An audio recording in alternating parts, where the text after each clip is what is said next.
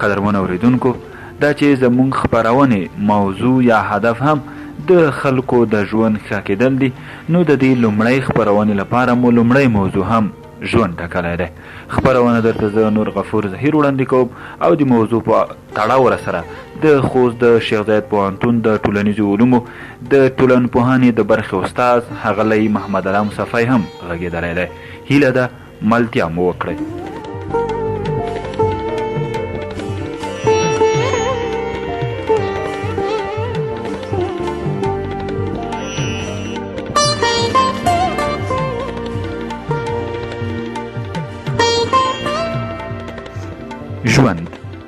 ژوند سیند ته ورته دی چې روان وي او شاته نه راګوري، څومره چې ځي بیرته نه راګرځي.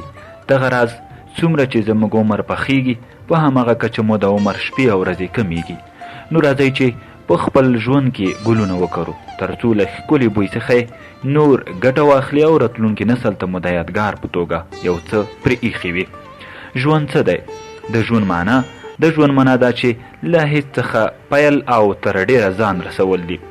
د دې لپاره چې د ژوند اخر ته ځان ورسو، ښه ده چې په ډیر دقت د حرکت لاسونه په خپلو لاسونو کې ونیسو او په ستونزو کې له ښویېدو څخه مخنیوی وکړو. ژوند د خوښیو او خفګانونو یوه ټولګه ده. ګورو چې یوه لحظه غم او بله لحظه خوښي ده او د دې دواړو ترمنځ فاصله ډیره کمه ده. نو ښه خبره دا ده چې د خوښۍ له دې وړې او کمې فاصلې څخه په اعظمي ډول ګټه پورته کړو. ژوند د خدای پاک له لوري یوه ډله ده. ژوند زموږ لپاره د یوه امانت په څیر دی چې په ساتلو او پیژندلو کې باید پوره دقت وکړو. ژوند پیانو ته ورته دی چې سپینې تکمې د خوښۍ او توري بیا غمونه او دردونه دي. د دې لپاره چې تاسو له خپل شعر سره ښکلې نغمه وغږوئ، نو له دواړه ډولو تکمو څخه به ګټه اخلئ. ژوند یعنې له لوړو او ژورو څخه تېرېدل. په ژوند کې هغه کسان بریالي دي چې له دې لوړو او ژورو څخه ځان وایستلی شي. ژوند هغه رودخانې ته ورته دی چې کله له وچو تېرېږي او کله بیا هم په لویو اقیانوسونو ورګډېږي. د دې لپاره چې په ژوند کې مو بریا او خوښي په برخه وي، د غره په څیر باید کلک او استوار واوسو. کله ژوند سره وجنګېدو تل به بریالي وو، او کله دې جنګ نه په شا شو بیا وروسته ارمان ګټه نه لري. وایي مرګ له ژوند وپوښتل، لامل یې څه دی چې ته خوږ او زه تریخ یم؟ ژوند وخندل او ویل، لامل یې دا دی چې زه یو خیال او ته یو حقیقت یې. نو څه ډول چې فکر او خیال کوئ، ژوند به مو په همغه ډول پر مخ ځي. ژوند هغه ګل ته ورته دی چې د اغزیو شنو پاڼو او ښکلي بوی درلودونکی دی. پام مو وي چې کله د ګلونو غونچه جوړوئ، شنې پاڼې، اغزي او ښایسته بوی ټول سره ګاونډیان دي. ژوند هغه لوی او سپین کاغذ ته ورته دی چې د نقاشۍ لپاره تیار شوی وي. په دې سپین کاغذ چې څه لیکئ لیکلی شئ، کولی شئ خوښي او خوشحالي رسم کړئ او یا هم ستونزې او کړاوونه. پریکړه به ستا له عظمت نه ډک وجود او ذهن پورې تړاو ولري. کولی شئ له دې ازادۍ څخه داسې ګټه واخلئ چې ژوند درته په جنت بدل کړي او یا هم خدای مکړه په دوزخ. مه هېروئ چې که موږ په ژوند کې موخه ولرو او د مهالویش سره سم ژوند وکړو، لرې به نه وي چې په ډېرې اسانۍ سره له هغو ستونزو ځان خلاص کړو چې په ژوند کې ورسره مخ کیږو. دا هم مه هېروئ چې ژوند په اوس پورې تړلی. په نن کې ژوند وکړئ او ژوند یو غنیمت وګڼئ. څه چې په ژوند کې ډېر اړین او مهم دي، هغه زموږ او ستاسو لیدلوری دی. څه ډول چې فکر کوئ، ژوند به مو په همغه ډول مخ ته ځي. نو ښه ده چې تل مثبت فکرونه وکړو او ژوند ته په ښه سترګه وګورو. ژوند یعنې په لوړو ختل، نه راکوزېدل. هغه کسان چې راکوزېږي په دې معنا چې په ژوند کې یې ماتې خوړلې، او هغه کسان چې په دې پیچومي خیجی، ژوند به یې متحرک او له خوندونو ډک وي. ژوند له مرګ نه بېلېدونکی شی دی. تر څو چې ژوند نه وي، مرګ نشته، او که مرګ نه وای، ژوند به نه وای. په اسمان کې له وړې تر لویې سیارې ټولې یو وخت رالوېدونکي، ماتېدونکي او له منځه تلونکي دي. راځئ داسې ژوند وکړو چې هیڅ کله مړه نه شو. هڅه به مو دا وي چې داسې ژوند وکړو چې ان مرګ ونه شي کړی غپېله مو کړي. او دا هغه وخت ممکن ده چې شپې په وروستۍ برخه کې د تیرې ورځې په اړه له ځان سره حساب وغواړو. تل باید د الهي امورو په چوکاټ کې ژوند وکړو او له ځانه داسې په میراث پرېږدو چې چې له کبله مو تل نوم ژوندی وي. ژوند د فوټبال لوبې ته ورته دی چې هیڅ کله هم د وړاندوینې وړ نه دی، نو ځکه یې خوند په همدې کې دی. د غم او ښادۍ، د ښکلا او بدرنګۍ، د شپې او ورځې او بالاخره د مرګ او ژوند ترمنځ فاصله دومره کمه ده چې اصلا د اندازې وړ نه ده. تل باید د حقیقت په لټه کې اوسو. په ژوند کې د بریالیتوب لپاره باید انسان په خپل ځان کې نیکمرغي ولټوي.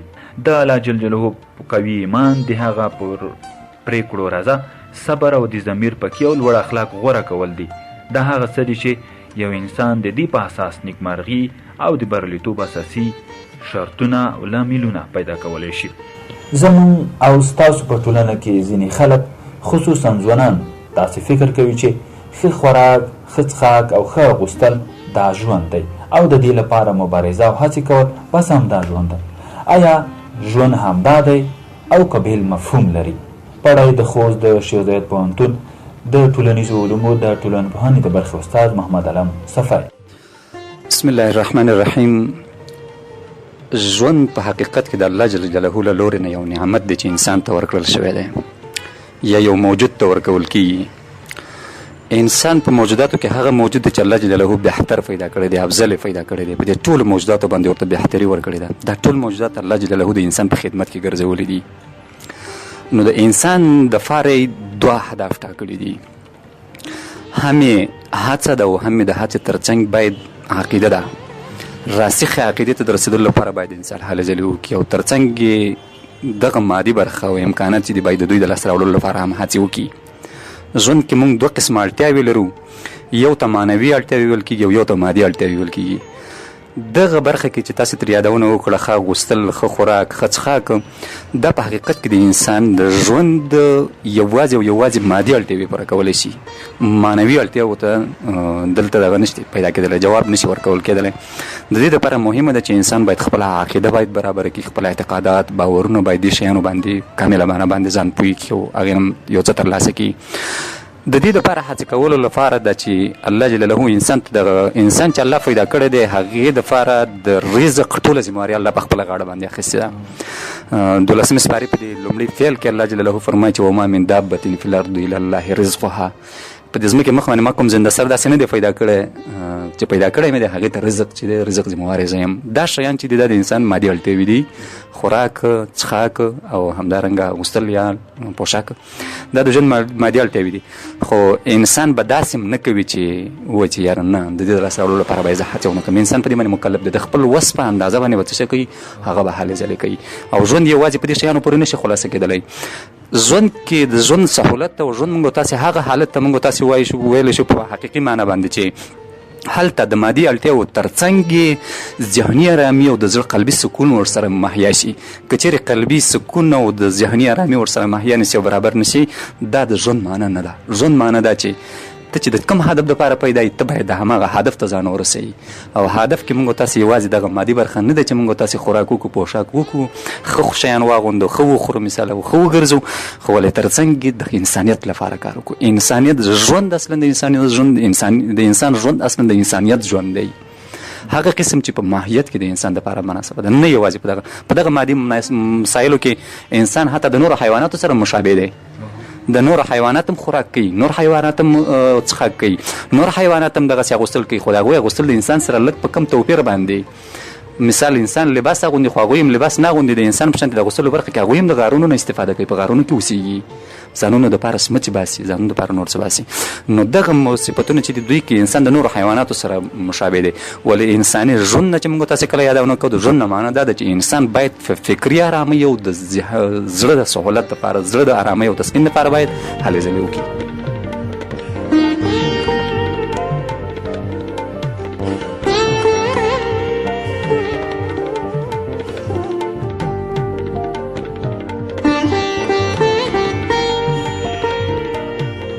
د ټولنپوهنې د برخې علما وایي د ژوند څخه ګټه اخیستل د هوښیارو خلکو کار دی. دوی وایي چې هر یو انسان باید په ژوند کې یو هدف ولري، د هغې لپاره هڅې ترسره کړي. په دې سره کله چې هدف ته رسیږي نو ژوند به یې ښکلی شي. خو څوک چې هدف نه لري د ژوند په دښته کې بې منزله منډې وهل دي. بل اړخ ته زموږ د دین او شریعت علما ژوند ښکلا لپاره یوه بله قاعده ایښې ده. دوی وایي ژوند ښکلی دی خو د ښکلا راز یې په تقوا کې دی. د دوی په ان څومره چې د انسان تقوا زیاتیږي نو د شخص الله تعالی ته ورنږدې کیږي، ژوند یې ښکلی کیږي. خو ځینې کسان بیا وایي چې د ژوند د ښکلا لپاره یا د ژوند ښکلا د انسان په هڅو پورې تړاو لري، چې دا یو حقیقت دی او کنه. پړه یو ځل بیا د خوست د شیخ زاید پوهنتون د ټولنپوهنې د برخې استاد محمد علم صفای. دغه موضوع تقریبا نسبتا تقدیر موضوع سره ډېره ورته ده. د دې سوال جواب باید موږ تاسو د تقدیر موضوع په لږ معمولي تشریح باندې باید ورکو. په دې معنی ځینې خلک داسې فکر کړي دغه سوال خپله دوه برخې لري. دلته دوه قسمه خلکو د عقایدو نه پکې یادونه شوې ده. یو هغه عقیده ده چې خلک وایي چې د انسان ژوند چې دی دا د ماشین په شانتې الله چې څنګه پیدا کړی بس هماغسې مخ په وړاندې باندې د انسان دلته دخالت نه لري په چارو کې. ولې دلته ځینې داسې مسایل هغه دي. دویمه عقیده پکې دا واضحه شوې ده چې نه، انسان باید هڅې وکړي، انسان باید هڅاند واوسېږي. د دواړو په رابطه زه درته لنډ دلایل درته وایم. د لومړنۍ نظریې مطابق دوی وایي چې الله جل جلاله چې انسان پیدا کړ، د انسان بدن چې دی جوړ کړ، د دې دپاره هر یو جسم ته، هر د بدن هر یو غړي ته دی ټاکلې وظیفه ورته وسپارله. سترګو ته د لیدلو وظیفه سپارلې، ژبې ته د مثال خولې ته د ویلو وظیفه سپارلې، پوزې ته د بویولو وظیفه سپارلې، اعصابو ته د فکر کولو، زړه ته مثال په توګه باندې تحلیل او تجزیې وظیفه ورته سپارلې. هر یو غړي ته یوه وظیفه سپارلې ده او د دې وظیفې دپاره وایي معیار د الله جل جلاله تعین کړی دی، ټاکلی دی چې مثال احمد به ذهین اوسېږي او محمود به تنبل اوسېږي، احمد به لیونی اوسېږي او حامد به روغ اوسېږي. وایي دا ورته الله ټاکلی دی. چې الله ورته ټاکلی دی نو وایي څه چې انسان مخې ته راځي دا د الله جل جلاله خوا نه مخکې نه تعین شوي دی دپاره. دې نظریې ته موږ تاسو په اعتقادي لحاظ باندې د جبریه عقیده ورته ویل کېږي. ولې اسلام بیا دا وایي چې نه، الله جل جلاله انسان ته دوه صفتونه ورکړي دي، هم یې عقل ورکړی دی او هم یې اختیار ورکړی دی. ورته اختیار واک چې ورکړی دی، الله جل انسان ته انرژي ورکړې ده. دا انرژي د دې دپاره ورکړې ده چې انسان باید د خپل وس مطابق هغه باید هلې ځلې وکړي، هغه باید هڅاند اوسېږي. ډډه باید وانه چې وي چې رزق ذمواري مې الله کړې ده، لکه څنګه چې مخکې پوښتنې په جواب کې درته وایي چې الله جل جلاله انسان ته رزق ورکوي، خو الله جل جلاله رزق چاته په خوله کې نه ورکوي چې ته په اطاق کې ډډه واچوه، ته په کور کې ډډه واچوه او تا ته بیا راوړي درکوي بیا درته. داسې نه کړي. الله جل جلاله انسان ته چې لاس ورکړی دی، خپې ورته ورکړې ده، د دغه لاس او د خپې هر یو په انسان باندې خپل حق دی. د لاس حق دا دی چې ته په دې لاس باندې یو څه شی باید ترلاسه کړي. په خو حق دا دی چې د حق حلال رزق د لاسته راوړلو لپاره ته په هغې باندې منډې تړلې وکړې، د الله د رضا د حصول لپاره ته په هغې باندې منډې تړلې وکړې. نو دا اسلام او اسلامي نظریه دا ده چې انسان د خپل وس په اندازه باندې مکلف دی، په عباداتو کې مکلف شوی دی او همدارنګه په فعالیتونو کې مکلف شوی دی، او د خپل وس نه بره څوک مکلف نه دی. چې د خپل وس نه بره څوک مکلف نه دی او په وس مکلف ګرځولی شوی دی، همدا زموږ دپاره اساس دی. هغه عقیده چې هغوی وایي چې انسان ژوند د یو ماشین په شانتې دی او ماشین د ټاکلي وخت دپاره جوړ شوي او د ټاکلو فعالیتونو دپاره جوړ شوي، هغې نه علاوه نور فعالیتونه سرته نشي رسولی. چې نشي رسولی نو انسان ته هڅو ته ضرورت نشته دی. دا ماشین چې دې دپاره جوړ شي، ماشین وروسته بیا هڅې ضرورت شي هغه خپله فعالیت کوي. نو دې شیانو ته ضرورت. خو دغه عقیده چې د اسلام له لحاظه هم مردوده ده، مونږ یې دغه د انساني ژوند په نظر کې نیولو سره هم مردود یې مونږ ګڼو. ځکه که چیرې داسې نه وی او هماغسې لکه د جبریه د عقیدې غوندې دغه انسان د ماشین په شانتې کار کولی، نو بیا الله جل جلاله انسان ته د لاس ورکولو څه معنی درلودله؟ بیا انسان ته د انرژي ورکولو معنی څه شی وه؟ بیا خو انرژي نه وه، بس هماغه که انرژي نه وي انسان به دغه فعالیتونه او حرکات به کولی، لاس او پښې نه وي هم دغه به کولی. یعنې د دوی هغه لومړنۍ اړتیاوې به پوره کېدلی سوې. خو دلته چې موضوع د انساني ژوند ده، نو عقلا او نقلا او هم تجربه نه، درې واړو تګلارو نه چې د حقایقو د لاسته راوړلو تګلارې ګڼل کېږي، د درې واړو نه دا ثابته ده چې باید انسان هڅاند واوسېږي، هڅه باید.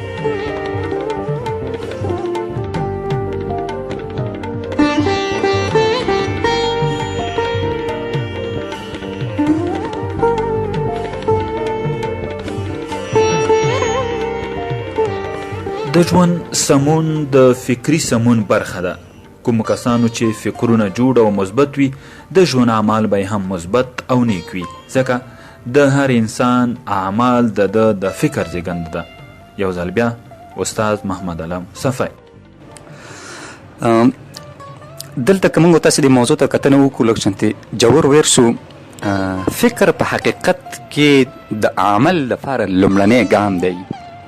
هر کله چې یو عمل رامنځته کیږي، هر کله چې موږ تاسو وغواړو چې خپل ژوند جوړ کړو، هر کله چې موږ تاسو وغواړو چې خپل یو ځان دپاره یو راتلونکی وټاکو یا په یو فعالیت باندې موږ تاسو د سرته رسولو په خاطر اقدام وکړو، نو موږ تاسو مجبور یو چې د هغې دپاره مخکې نه یوه طرحه جوړه کړو، یو پلان ورته جوړ کړو. طرحه جوړول، پلان جوړول دا په حقیقت کې ذهني فعالیت دی.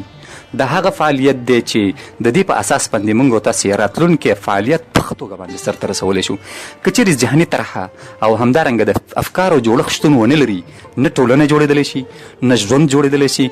د فکر جوړول په دې معنا چې هر یو شخص خپلو مسؤلیتونو ته، خپلو ورسپارل شوو دندو ته ورمتوجه کوله چې زه باید څه باید وکړم، زه کوم فعالیتونه مانه دغه د ټولنه مانه د څه قسم توقع لري، څه قسم هیله زمانه ټولنه لري، انتظارات د ټولنې څه شي دي. دا په حقیقت کې ارتباط لري په فکري جوړښت پورې. کله چې فکر نه انسان جوړ شو، عمل چوکاټ ته په خپله داخلېږي. عمل چوکاټ برخه کې هم دا ښه مخکې تګ کولی شي. خو چې کله فکري طرحه جوړه نه وي، ذهني طرحه جوړه نه وي، د پلان ورسره نه وي، د پلان په اساس باندې راتلونکي دغه ژوند جوړولو په برخه کې دا د ګډوډیو سره مخامخ کېږي، ستونزو سره مخامخ کېږي. نشي کولی چې دغه خپلې اړتیاوې تقسیم بندي کړي چې کومې لومړنۍ دي باید زه هغې ته مخکې رسېدګي وکړم، کومې دوهمي دي چې هغې ته زه باید لږ وروسته رسېدګي وکړم، کوم زما د په ټولنه کې د خلکو سره د اړیکو د زیاتوالي سبب ګرځي، څه مو د اړیکو د کموالي سبب. نو دا مسایل چې دي دا عموما ټول ارتباط په دې پورې لري، فکر جوړولو پورې. نو لومړی د هر څه نه مخکې باید لومړی د فکر جوړولو دغه مرحلې نه باید عبور وشي. د دې دپاره که څوک وغواړي چې باید ښه ژوند رامنځته کړي، نو د ښه ژوند رامنځته کولو لپاره د فکر جوړولو موضوع چې ده، دا په حقیقت کې لومړنی ګام او لومړنی پاټ کې ده چې باید د دې نه ورتېر شي تر څو یو ښه ژوند ولري.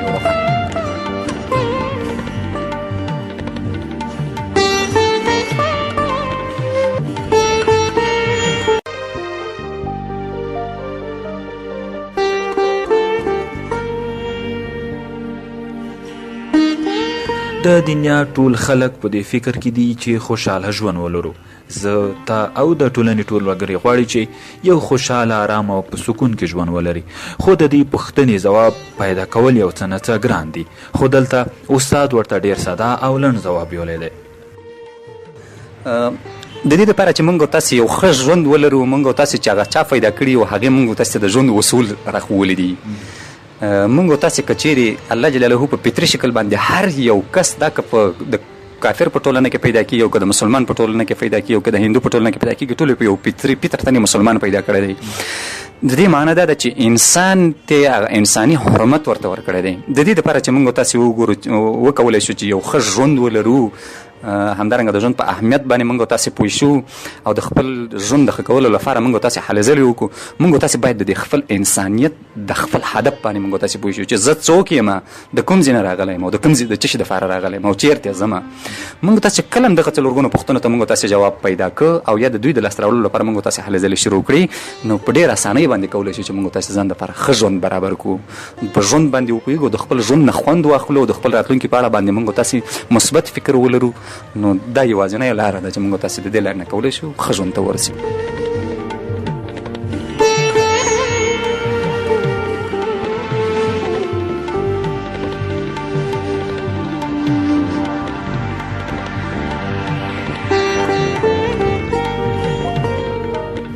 قدرمنو اورېدونکو، دا وه زموږ د دې اونۍ د فکري سمون خپرونه.